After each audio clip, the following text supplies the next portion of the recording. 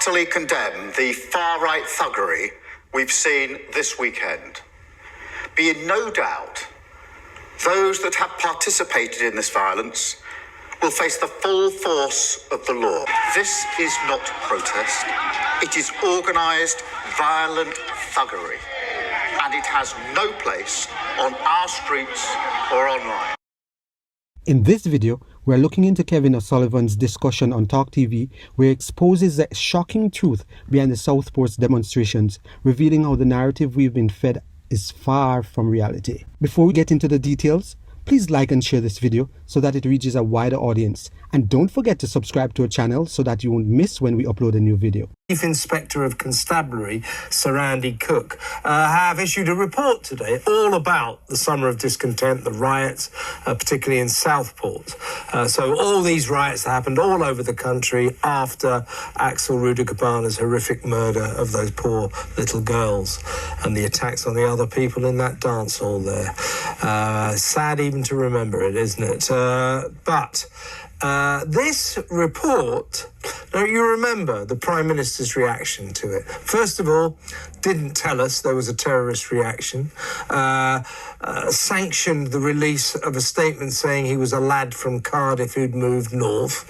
No mention of the fact he was the son of Rwandan immigrants. No mention of the fact that his bedroom was full of ricin and an Al-Qaeda manual. So we were kept in the dark there deliberately by a secretive and weird government who frankly were out of their depth. They were just terrified.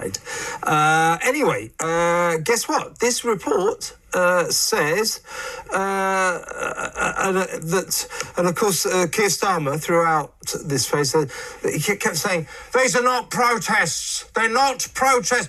Far-right thugs. They're just far-right thugs. So they're not protests. These are just far-right thugs causing trouble. That was what the Prime Minister told us ad infinitum, day in, day out for weeks. Remember?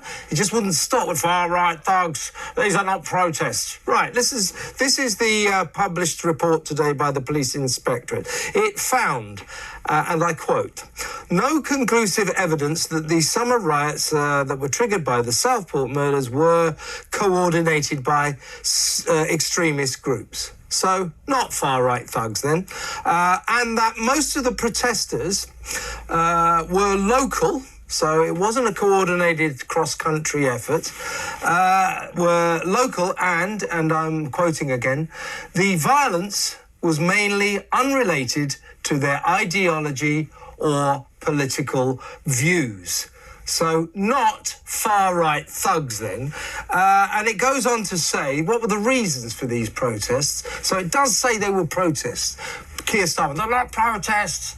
What were they then? Just a sort of spontaneous eruption of violence for no reason whatsoever. They were protesting against the migrant crisis, Keir. Anyway, as confirmed by this report, so His Majesty's Chief Inspector of Constabulary, Sir Andy Cook's report says, quotes, some of the main reasons for the widespread disorder were social deprivation, austerity, and the economic downturn, and this is the interesting bit, political policies and decisions on migration and asylum and decreasing trust in policing. So this report says that one of the main reasons for these protests, which it says were protests, and were protests not participated in by far-right thugs, was that they were protesting against political policies and decisions on migration and asylum.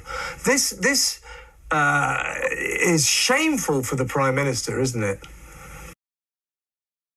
British citizens have been locked up for standing up against the overwhelming impact of immigration, especially illegal immigration, on the British people and their economy. Passionate patriots were only boldly protesting against political policies and the broken asylum process.